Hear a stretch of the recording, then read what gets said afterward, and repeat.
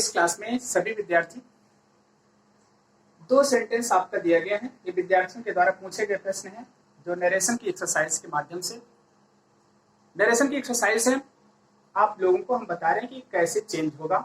मतलब ये डायरेक्ट में दिया गया है, इनडायरेक्ट में चेंज करना। दूसरा सेंटेंस भी डायरेक्ट में दिया गया है, इनडायरेक्ट में चेंज करना है। क्योंकि आपको डायरेक्ट इनडायरेक्ट बताया गया है और इसमें हम एक्सरसाइज के माध्यम से आपको कुछ रूल्स बताते हैं और इसमें उस चीज का जिक्र कर रहे हैं। तो सारे विद्यार्थी इसको ध्यान से देखें। सबसे पहले हम सेंटेंस पर आते हैं। लिखा है the boy replied, sorry sir, I am forget to bring, ठीक है, माई नोटबुक। बहरहाल जो एक्सरसाइज, उसमें एक्सरसाइज बुक लिखा गया था, कोई दिक्कत नहीं। बुक है, कौन सी बुक है इससे मतलब नहीं, आपका यही सेंटेंस है। देखिए, जब कभी अगर सेंटेंस में मतलब रिपोर्टेड स्पीच में सॉरी सर, मैडम या ऐसा कुछ लिखा गया होता है, उसका हम उत्तर कैसे देते हैं या उसको इनडायरेक्ट में कैसे करते हैं, इसको आपको ध्यान में रखना है। द बॉय रिप्लाइड, अब यहां पर हमने इसको चेंज किया, हमने लिखा क्या, द बॉय रिप्लाइड। अब रिप्लाइड है, रिप्लाइड आप रहने दीजिए, इसको चेंज नहीं करना, सेट टोल्ड में नहीं चेंज करना, आप रिप्लाइड को रिप्लाइड में रहने दीजिए, इसमें कोई परिवर्तन नहीं होगा। अब सॉरी सर, सर का मतलब होता है रेस्पेक्टफुली,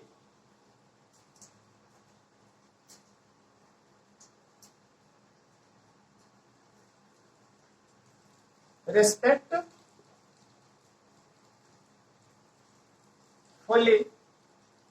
ठीक है। The boy replied respectfully, regretting, regretting मतलब पश्चाताप करते हुए। सॉरी का मतलब क्या हो गया, पश्चाताप करते हुए। The boy replied respectfully regretting that, ठीक है, दैट ही, आई किसके अनुसार चेंज होगा, बॉय के अनुसार, that he was forget to bring, अब माई बुक के स्थान पे क्या हो जाएगा, हिज बुक। अब आपको सेंटेंस लिख दिया गया, द बॉय रिप्लाइड रिस्पेक्टफुली, ठीक है, क्या करते हुए, रिग्रेट करते हुए, पश्चाताप करते हुए कहता है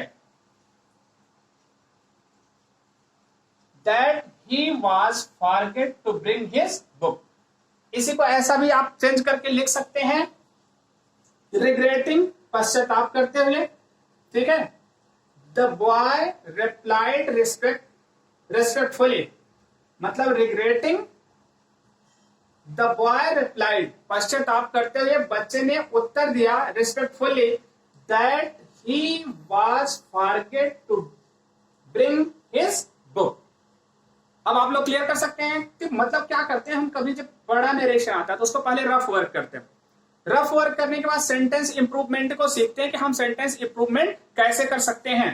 तो अब मैंने मान लीजिए आपको एक सेंटेंस हमने दे तो दिया, द बॉय रेस्पेक्टफुली रिग्रेटिंग, अब आदर पूर्वक पश्चाताप करता है कि वह अपनी किताब लाना क्या हो गया, भूल गया।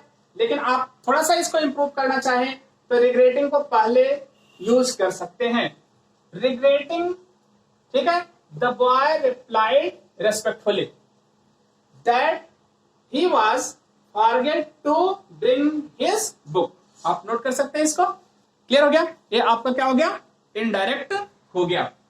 हम क्या करते हैं, जब कभी सॉरी सर अथवा मैडम लिखा होता है तो उसको किसमें कन्वर्ट कर देते हैं, रेस्पेक्टफुली में कन्वर्ट कर देते हैं तथा उसको हटा देते हैं जब इनडायरेक्ट चेंज करने लगते हैं तो। क्लियर हो गया। अब दूसरा है sentence, the merchant said young man parade on me. अब देखिए पैरेड ऑन मी जैसे यहां पर लिखा गया, यंग मैन एड्रेस कर रहा है, लेकिन ये सेंटेंस हमारा क्या हो गया, इंपरेटिव। अब क्या होना है इसको, अब आप यहां पर देखिए, पैरेड ऑन मी मतलब मुझे माफ करिएगा, इसका मतलब क्या कर रहा है, रिक्वेस्ट कर रहा है। अब इसको आपको चेंज करना है, हम यहां पर ये सेंटेंस रफ कर रहे हैं, आप लोग इसको नोट कर लेंगे।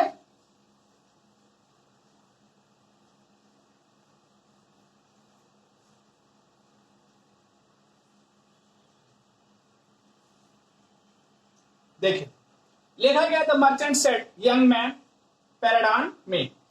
द मर्चेंट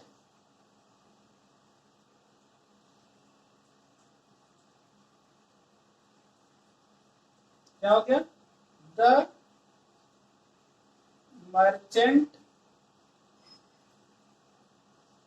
ठीक है, द मर्चेंट रिक्वेस्टेड हिम, अब हमने यहां पर रिपोर्टिंग और अपने मन से जोड़ लिया। Requesting him, the man requested him addressing, क्या हो गया? Addressing as young man, addressing as young man. Clear हो गया? अब क्या हो गया? यंग मैन के रूप में एड्रेस करते हुए उसने रिक्वेस्ट किया टू पैराडॉन,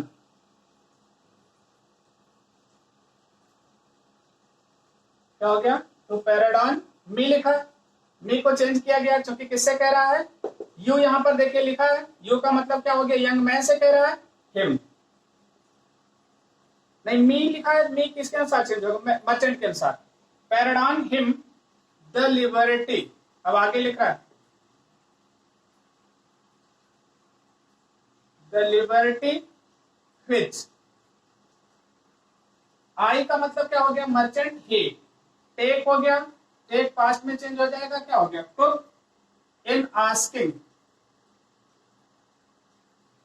इन आस्किंग।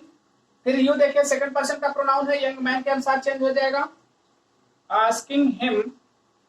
अब यहां पर हैव लिखा है, हैव चेंज हो गया, क्या हो गया? हैड इट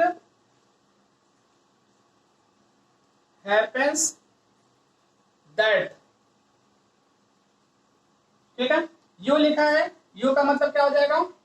फिर यंग मैन के अनुसार चेंज हो जाएगा, दैट ही ऑलवेज। मेक को पास्ट में चेंज कर देंगे, मेड। यूज ऑफ,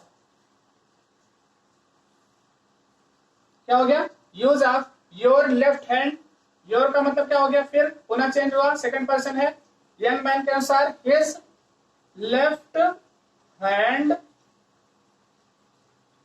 कॉमा, फिर लगाइए never your right, never his right. Clear हो गया? Never his right.